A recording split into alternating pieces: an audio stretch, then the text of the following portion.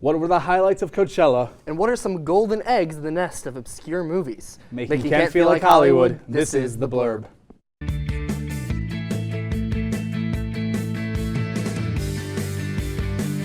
Welcome back. I'm your source for all music trivia, Rocco Grassi. And I'm your humanized letterbox account, Nick Heller. It's so good.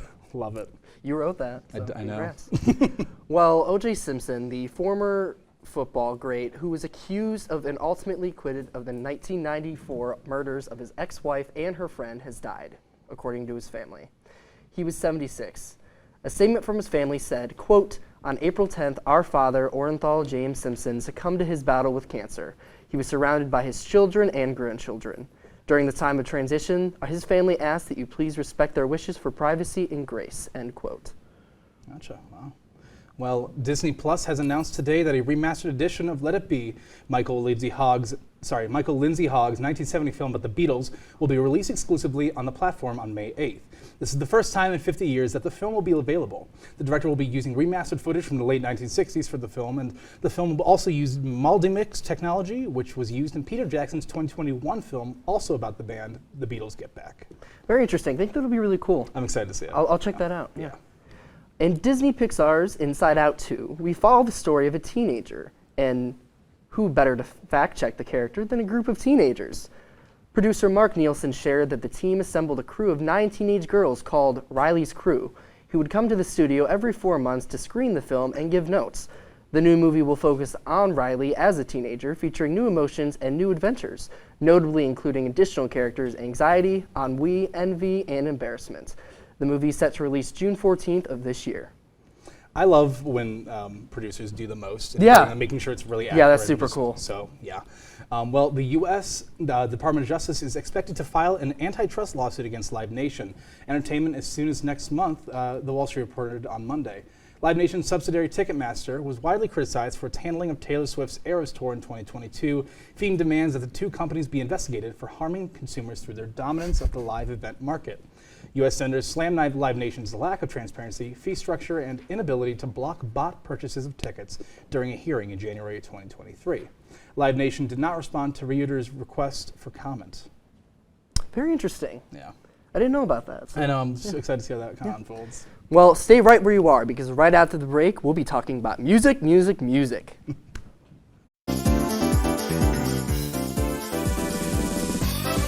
What's good, y'all? We're back for more Behind the Blurb, because why wouldn't we be? Now, this time is very special because we have basically the inevitable of entertainment here as a whole. So, welcome, Entertainment Director Anthony Friga. Thank you. I'm very happy to be here. Yeah, I better be as well, because if I'm not, then you could just snap those fingers. So, as entertainment director, let's take it back to when you first were applying for the position. Yeah. What made you want to be entertainment director? I had just gotten done producing the agenda. What now is Grab Bag, but was previously the agenda that previous semester. And so I knew that at the time Tony Perriellis, shout out Tony, for anybody who knows who he is, was the entertainment director, and he was graduating. So I knew there was gonna be an open spot for that role. And I really like entertainment a lot, because it's kind of like basically what I'm trying to say is I like entertainment because it's a lot more laid back and fun, and yeah. You know, that's so real, and I think you capitalize on that very well. Thank you. So, I guess with that in mind, what are just some fun perks of being just able to direct entertainment? So for perks, I mean, I get to.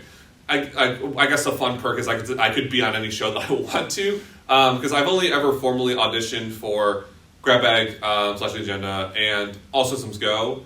I went through those audition processes before, but I've never formally auditioned for the Blurb, College Voice, and Core. What? And yet you're on the Blurb now. I mean, what are they going to do? They're going to kick me off? No, I'm kidding. As much as I like to be on air for the shows, I don't personally think I have the best on-air presence, if you will. It's not awful, but I like working behind the scenes more, which is also why I do production for TV2 as well. So I like that. I like that leadership role because I've always have been big in being a leader. For example, in high school, I did marching band, and I was our section leader for 2 years. So that's kind of like the one of the driving passions. I also was an umpire for baseball for 5 years. Yeah, that sounds about right. Basically, I like being a leader, and it's not a power trip. Don't get that mixed up. I'm not hungry for power. I like leading.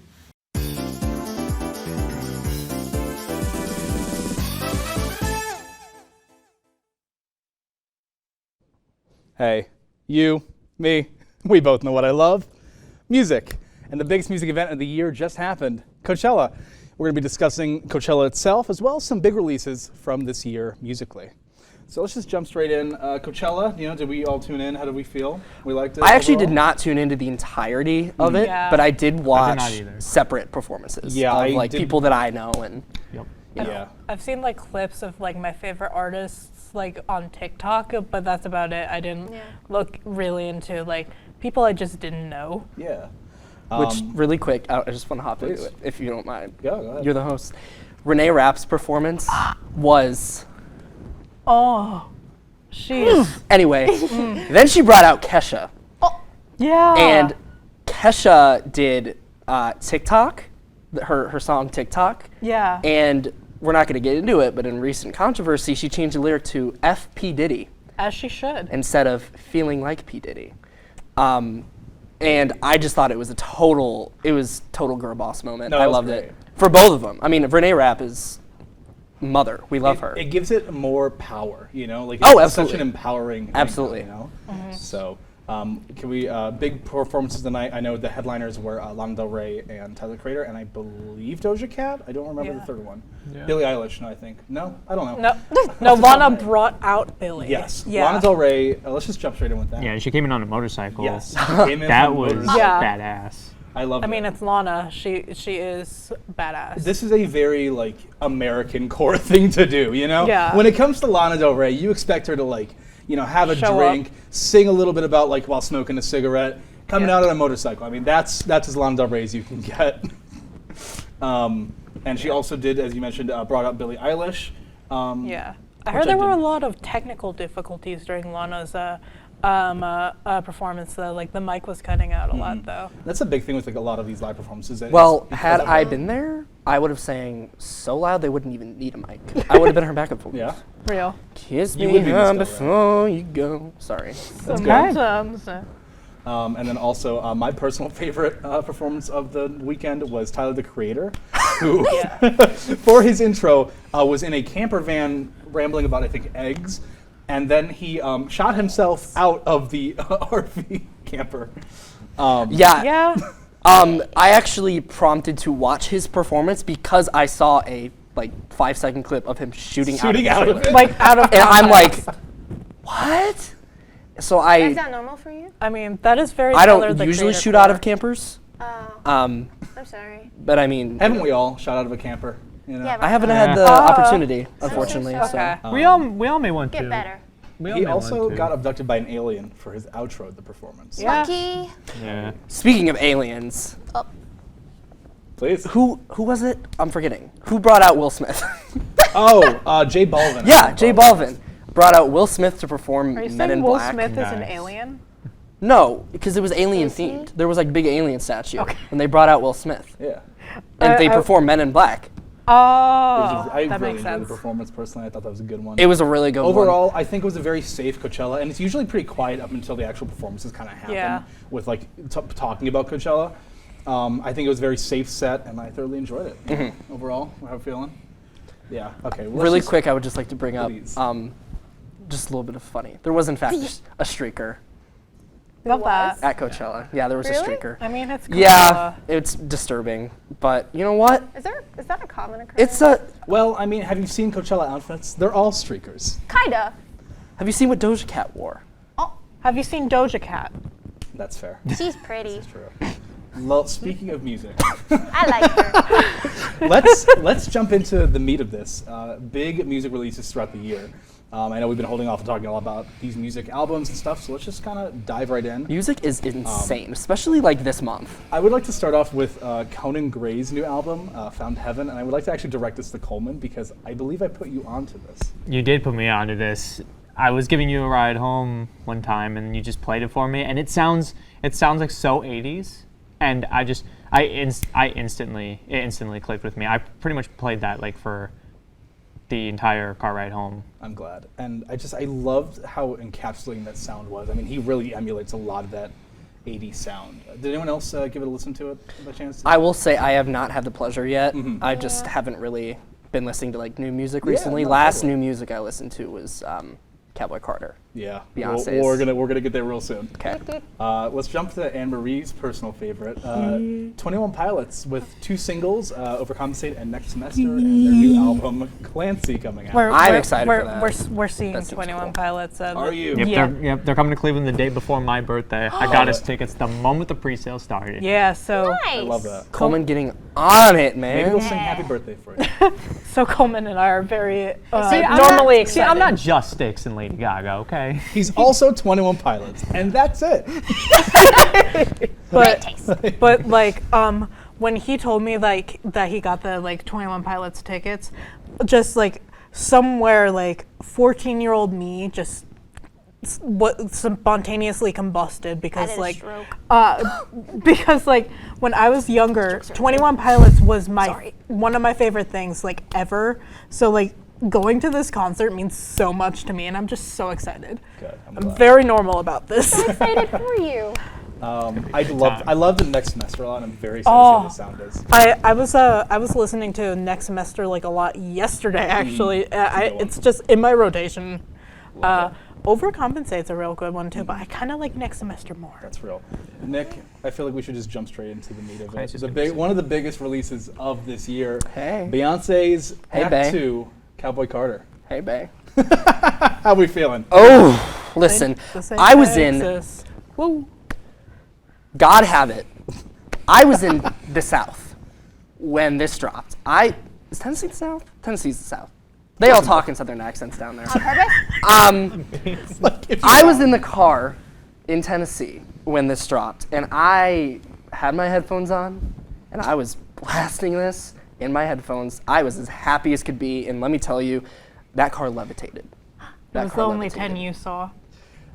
It's just here's the thing. Yeah, she was the only 10 I saw that Yeah. day. Is that the lead up to this album, she was saying a lot how it's not a country album, it's a Beyonce album. And after listening to it, you really It makes get sense. what she means. 'Cause It you're like- makes sense. 'cause Well, it when it makes starts, sense. it's like, oh, it is country. But then Everything changed. everything yeah, changed. Everything flamenco. changed when Beyonce attacked. Oh yeah. So I actually know nothing about it. Is it about a cowboy? What's that?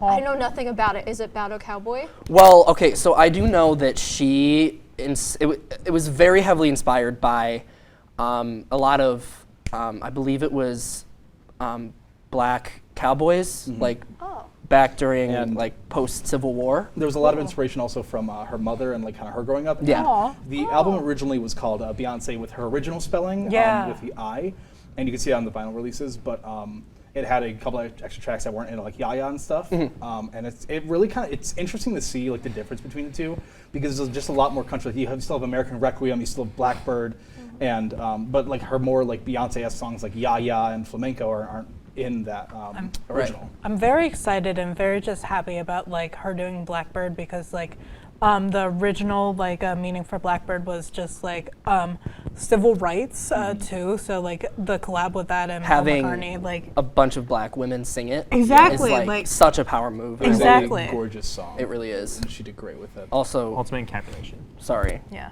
I'm talking a lot today. I'm sorry. bad for Obviously, I'm a Not Dolly listening fan. to it yet. I'm a Dolly fan. Oh my gosh, yeah. So hearing Dolly's voice on there was wonderful. It's great, and there's so much music that we can't talk about. But I think we talked about what 3 or 4, and that's enough. So don't go anywhere because we'll be talking about some lyrics that tug our heartstrings. All this and more right after the break.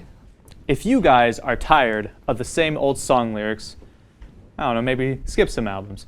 But regardless, I'll be here when you're ready to discuss these great song lyrics. No, I won't be, though, because we're talking about them now. Anyway,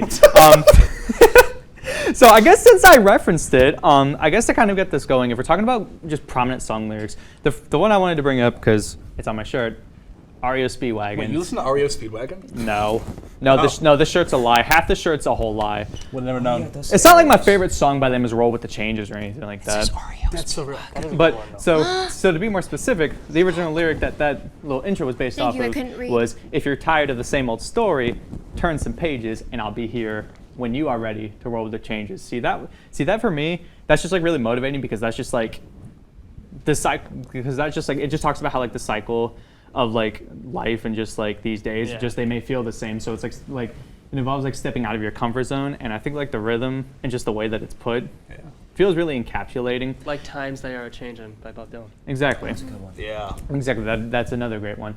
And I guess and on a slightly different pace for them, another one I like a lot is from their song Golden Country. See this one here is like very political, but what I like about this one is that I think it like heavily like I think this was written like back in 1971 in like the University of Illinois. They were kind of like writing about what they were witnessing, and it feels like very powerful because it talks about like our problems like with the country and stuff like that, because it specifically notes your blacks are dying but your back is still turning, your freaks are crying but your back is still turning, you better stop your hiding or your country will burn.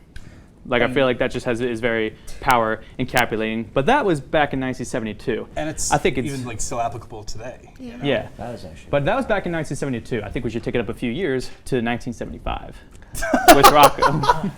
Wow, that was good. That was really good. That was Yeah, baby. So I had a couple songs from 1975. They're one of my favorite bands, but I really like the entirety part of the band. But specifically is the ending part where he says, quote, "Am I ironically woke, the butt of my joke, or am I just some post-coke average skinny bloke calling his ego imagination? I've not picked up that pen in 1,400 days and 9 hours and 16 minutes, babe." And so that's actually about his coke addiction, or his heroin addiction, sorry. And I just think it's a really, like, part of the band is one of the 1975's like very raw songs. It's just a very like let it all out journal type of song. And I think to kind of like have that exactness of just like, this was when I decided to change the rest of my life kind of perspective is a really beautiful thing for me. So yeah. And then I also have from their sophomore album, "You used to have a face, straight out a magazine. Now you just look like anyone else. I just had a change of heart." That one hits. Right? That one Right? absolutely hits. I'm like, I don't even listen to 1975 that much, but like, that one really hits hard. It's just like, because like, I don't know, even just reading it now, you kind of like, I'm starting to like kind of process it a lot more and like kind of feel for it, where it's like, because even in one of his first album, he references like a girl having a face out of a magazine. So it's like a callback, and now it's like, this love has changed. Oh yeah. And then I also have Noah Khan, who I got to see recently. Sorry, flex. It was, quote, "I'm terrified I might never have met me." Which, like, I have one that's similar. Yeah. From Simon and Garfunkel. just, you want to jump right Oh, in? sure. Yeah. It's Sam, who did you talk about? okay. I love folk music. I talk about it all the time. Yeah. The first one I have, Pete Seeger. How can I keep from singing? Pete Seeger's awesome. It's based off a hymn, but he makes it a bit more secular. And he says, "My life flows on an endless song above earth's lamentation." And then that's the beginning of the song. The end of the song is, "When friends by shame are undefiled, how can I keep from singing?" And it's all about hope and power and pride, because it's like they're undefiled by shame and stuff like that. I love that Yeah. a lot. That one definitely hits hard. Somebody had one with This Simon and is also me. Garfunkel. Okay, Sam, keep it going, keep it going. So this is from "Flowers Never Bend with the Rainfall," and the chorus is, "So I'll continue to pretend my life will never end, and flowers never bend with the rainfall." And then my favorite line, almost of all time, is, "The mirror on my wall casts an image dark and small, but I'm not sure at all it's my reflection." You know, and I think that it's very similar to the Noah Khan line you mentioned, and I think that it also has a lot to do about perceiving your own self, and specifically about like dysphoria. I think it has, and like gender dysphoria and stuff. I think it has a very interesting meaning. That's with it. very true. Mia and Joe, did you have ones that you wanted to bring up? I actually did want to bring up one, actually. Good Riddance, Time of Your Life by Green Day.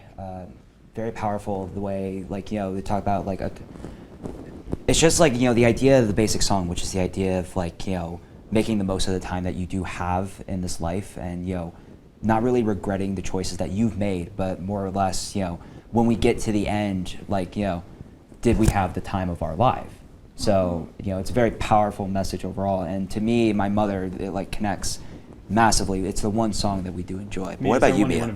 Oh, I just wanted to add on to that, because I love music, because especially ones that tend to have because I easily forget different moral, like not in morals, but like I need reminders of how not, why things, sorry. Oh, you're fine, Like you're fine. if you, like how I like don't want to be anxious, or how I should just be more confident type of things like that. So that songs like give me that kind of reminders, Absolutely. Yeah, that is completely real. And you adding to that just goes to show how these lyrics are just very well known in the grand scheme of things. However, what is not so well known are the movies that we have to talk about next. So after the break, the cast will be talking about fun niche movies that they like. Avatar, Titanic, Avengers Endgame, and Star Wars. These are pretty famous blockbuster hits, but in this block, we'll be talking about our favorite, lesser-known films which more people would watch. Okay, I need to yap. I have two very specific movies, but I'm going to start with The Sorcerer's Apprentice. Now, first of all, if you don't know what The Sorcerer's Apprentice is, it came out in 2010. It was on Disney. I believe it was 2010. I had to pull it up because all my information got lost. But it stars Nicolas Cage and the guy that voiced Hiccup in How to Train Your Dragon. This movie was my absolute childhood. I genuinely think the storyline is so, killer. And it still holds up to this day. What are we, 13, 14 years later now? It's basically just about this guy, this college kid named Dave, and he, when he's 10 years old, he meets Nicolas Cage's character Balthazar in this antique vintage shop. And some way, somehow, this dragon-esque type thing gets wrapped around his finger, and he's selected as someone who's going to become a sorcerer later on in his life. And he finds him years later, and they go on this whole journey about teaching him how to just be an apprentice to him, and to help him defeat the bad guy in the movie. I forget his entire name, but it is based on mythology and characters from that. I can't entirely remember all the names right now, but I know it's super long and just a big mess. But at the same time, he's trying to really hit on this girl that he's had a crush on since middle school, and he has this really cool experiment with Tesla coils. If you haven't seen it, please see it. He replicates a song, a really popular song from the time period. I think it's a really good movie. I think it still holds up to this day. I really enjoy it. I'm not a big Nick Cage fan. I feel weird saying I'm a Nick Cage fan. I feel like it's very niche to say I'm a Nick Cage fan. But I have forever. Okay. See, I feel like people are weird about it, but I could be wrong. I could be wrong. But that's my spiel on The Sorcerer's Apprentice. I think it's very underrated and underappreciated. So. That's really interesting. I love Nick Cage. Another movie I really love is Water Lilies. Have you guys ever seen Portrait of a Lady on Fire? No, I haven't. I have not. Okay, that's a French lesbian movie. And this one's also a French lesbian movie. It's a coming-of-age French lesbian movie from 2007, so around the same time. And it was the feature debut of director Celine Sciamma, who later on directed Portrait of a Lady on Fire. It's all about, surprise. It's all about yearning and, self-exploration and self-discovery. So there's Marie, her best friend Anne, and then Florine. Florine is the blonde one, and then Marie is the brown-haired one. And it talks a lot about compulsive heterosexuality, which I think is a very interesting topic, and I think it should be more in the cultural zeitgeist. And Portrait of a Lady on Fire only has in-universe music, but this one has a really cool synth sound to it. And there's a lot of scenes to make you uncomfortable or make you feel uneasy because you realize how young these characters are and what situations they're put into that they shouldn't be putting themselves into, and it helps add to that uneasy feeling. Mm-hmm. And it's also really interesting about analyzing if someone is a victim of their circumstances and a victim of where they live and in what time period, or if things they're doing really are hurting people and they should realize that. It's really cool. That sounds really epic. I feel like mine was just kind of lame now. I'm No, Nick Cage, he's cool. Yours is this is this really deep emotional backstory, which is truly, I really enjoy. Yeah. But I'm gonna stop yapping. Alrighty. For me, there's this film called After Hours, which was released in 1985, and it was directed by Martin Scorsese, if that's how you pronounce his last name. It's pretty much about this guy named Paul and he goes on a date, like at night, and then after the date, he tries to make his way home, like in the middle of the night in New York, and all these dramas just keep on happening. Like he goes into one drama, and then it leads to another drama, and it's a roller coaster. When she 'Cause, like, throws the keys down and we get lost. yeah, Yeah. like like you What- just What do you mean by drama? Like, can Like- you explain that to me? Sorry, my brain's like Okay. not. base, Just like different tropes that happen in other movies, yeah, or just essentially like that. essentially like Okay, that, yeah. cool. Like I got you. well, like the one thing like I just felt, and like while I watched this film was just I was just anxious for him, and I felt bad for him considering like you have no idea like why these dramas are happening. They just happen. Yeah. Also, fun fact for those who watched Ted Lasso, the season 2 episode 9, which is called Beard After Hours, that episode was pretty much inspired by that episode by that movie. All right, so I'm going to talk about the platform. If you don't know what that is, it came out on Netflix, I think 2019 maybe.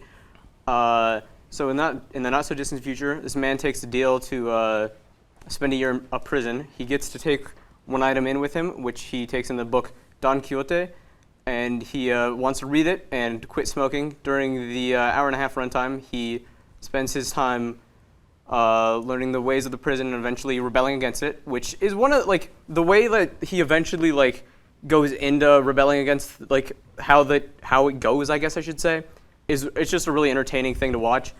There's 333 floors in the prison, and a platform, which is obviously the movie's namesake, that the prisoners take food off of, descends from the top, and it normally like at the top has enough food for everybody. But then as it goes down, since there's 333 floors and they can just take whatever they want, the people at the top take too much, and it leaves the lower floors with nothing. Sorry, and so throughout the movie, there's like multiple different changes in the floor that he's in. So like at the top, obviously you get more food. So I think he's on like floor 6 at one point, but then there's also like points where he's on like the higher 200s. So you get to see like the different changes, I guess I should say. It is a really good movie in my opinion. And although it is in Spanish, subtitles are available, and I strongly recommend you watch it for yourself.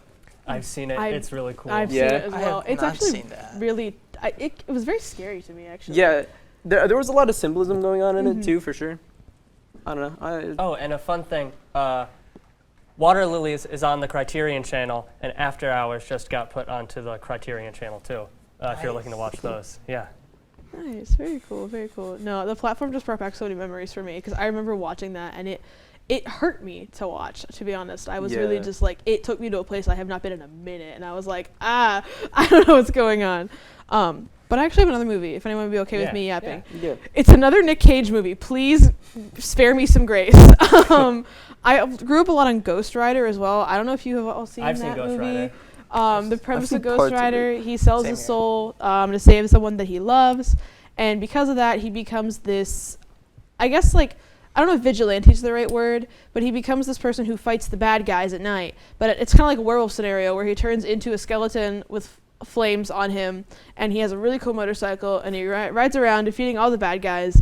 And I think it was the person that like he sold his soul to is actually like the really bad guy of the whole film, right? And Yeah. he's trying to Yeah. defeat, if I remember correctly. But those, I don't know what it is about Nick Cage. He has a chokehold on me, in a good way, But I mean, have you guys have seen Ghost Rider? You said you're I not think sure? I've seen parts of it. Yeah. Because they had a second one too, and the second one wasn't as good. Yeah. But the first one holds up very well, and I Yeah. really enjoy Sam Elliott too, and he's in that movie. So. Another Nick Cage movie that's really good, which I actually think is Oscar winning. So I don't know how like indie or unpopular it is. Yeah. But Leaving Las Vegas, it's about he explores this character's like alcoholism and self-destruction, and it's just insane, like so much turmoil, and like there's also a love interest that clearly cares so much about him, and he can't learn to care about himself, and it's just really moving. Also, watch The Graduate, directed by Mike Nichols. It's like the first movie that Dustin Hoffman led. It is so good. It's my favorite movie of all time. It's based off a book.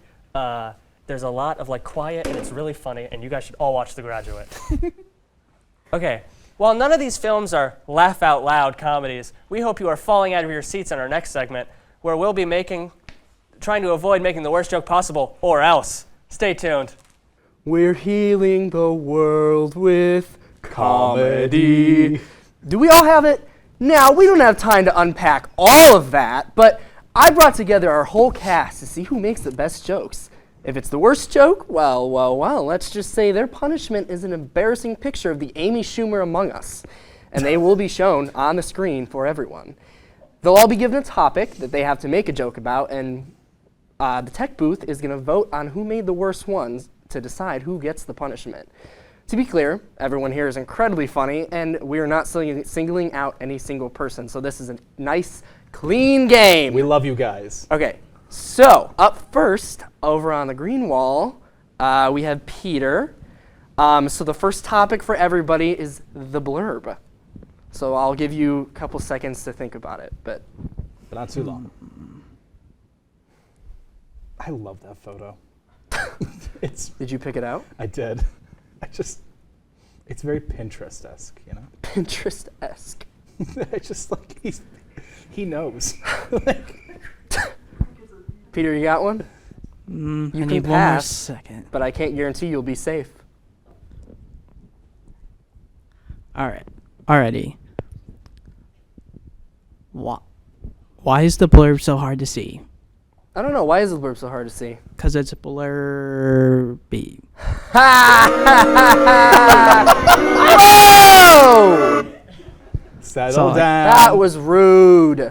All right. That was comedy. Peter, you can leave. It is now. Who's up next? Is that Coleman? Coleman. I feel like we need like a comedically large cane Give your to best pull 'em off. blurb joke. My bet. Okay, my best blurb joke. My best blurb joke. Okay, I think I got it. What do you call a blurb segment that's all about Weezer? I don't know. What do you call blurb segments all about Weezer? Making Kent look just like Buddy Hollywood. I like that one. Pretty good. That was really good, Coleman. You know what? All right. Mia? You got Weezer. We just need four more Weezers.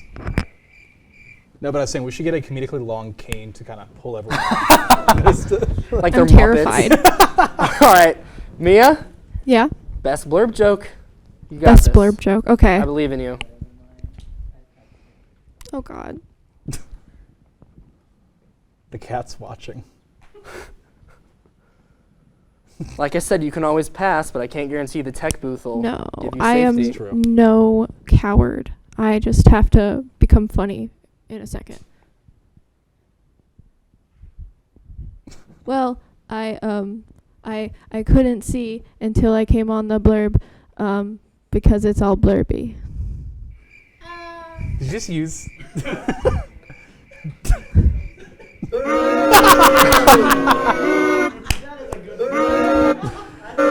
We love you, Mia. I love you. Huh? No, I'm not voting. Don't look at me. Nick. What? Oh. Hey, Anne-Marie. Up next, Anne Marie with another funny quip. Is it though? The blurb where your hopes and dreams come to die. I don't know. Also, your brain Can you say it cells. again? Can you say it again? Anne-Marie? They didn't hear it in the booth. The blurb where your brain cells, hopes, and dreams come to die.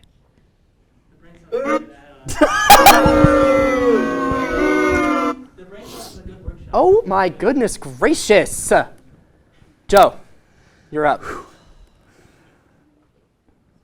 I'm not ready for this. I haven't said my joke. Best blurb joke. We're still on the same topic. So I'm not gonna lie, but to you guys, me and my friend were having a discussion about good and evil. I'm not gonna lie to you, the line is pretty blurbed.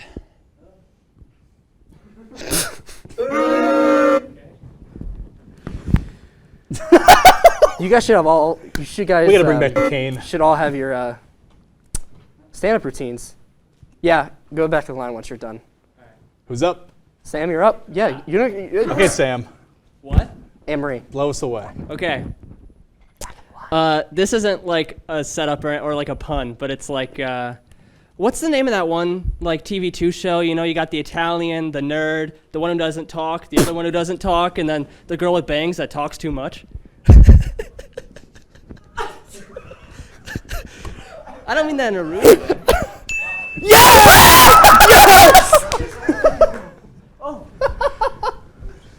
Congratulations. Congrats. Oh, Here we Zach. are, our first ding Oh, of the night. Zach. Oh boy. All You right. got a lot to come up after with. You know what my favorite line from the movie Blurbius is? Please leave. It's Blurbin time. Get off. Off. Get off. I Take loved off it, the Zach. show. You're done. I loved You're it, done. Zach. You're done. Anthony, I didn't know you were in this. Yeah, I'm part of this game now. Okay. So you guys know the expression, sticks and stones may break my bones. Of course. I can't mention sticks because then Coleman's going to be on my ass for saying sticks. Wonderful. Jenny, are you up too? All right, Jenny. One singular joke. Best blurb joke. Is that the blurb in your pants, or are you just Tuesdays at 9 p.m. on www.kentwire.com/TV-2 /. Yay! Okay. We didn't have a lot of time left, but we're going to go on to another topic, which We're gonna pick the booth will be picking the loser of the round. Oh, okay. Real quick. So the tension is high. You know, air drum roll, if you will. Oh. Mia. It's okay, Mia. Speed round. Speed round. Any joke, any dad joke. Any come dad on. joke. Any dad Any, joke? come Any on, dad let's go, joke. speed round. Why are Jedis the only people who can build lightsabers? Why are Jedis the only people who can build lightsabers? Because it's sort of complicated.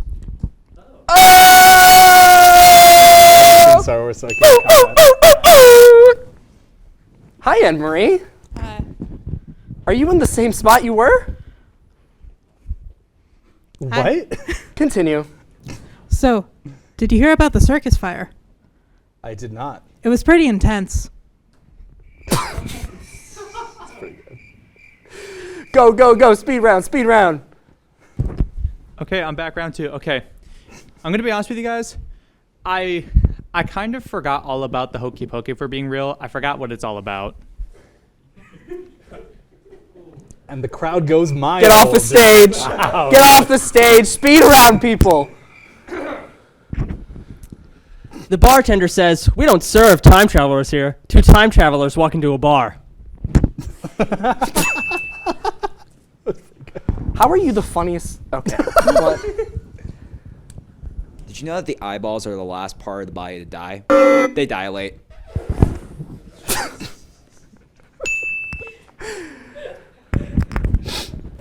So I was walking past a beach when I heard a swimmer yelling because a shark was circling around them. And I just had to laugh because the shark couldn't help them. Mia, come back. Love it, Mia. Love it. All right, Zach. You know what the best gift is? Broken drums. You can't beat them. Anthony. So I found out the other day that I'm actually colorblind. The news came out purple. Last up, Jenny. A dyslexic man walks into a bra.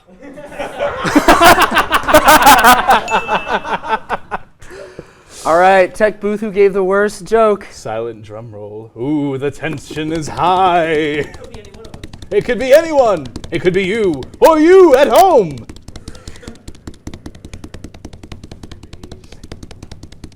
Yeah, it's actually the audience. It's actually me. Show them the embarrassing It's photo. actually me. I'm unfunny. Hi, guys. I'm Amy Schumer.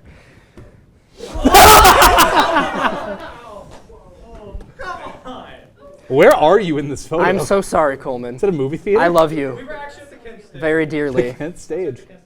Kent Stage. Love it. Wow. Well, how are we feeling, guys? Do we think we're funny on the Blurb? Anthony, is our show happening next year? Are we good? Yeah, you're on. Perfect. I mean, this was definitely This was definitely a joke. of a block. Well, I think it's No, important just to a joke. keep track that humor is subjective. Maybe the real joke is the friends we made along the way. Very true, Rocco. Well, everyone, that's our show for tonight. Be sure to follow us on socials at TV2 The Blurb and tune in every Tuesday at 9 for all the celebrity. Thank you for tuning in, and good night.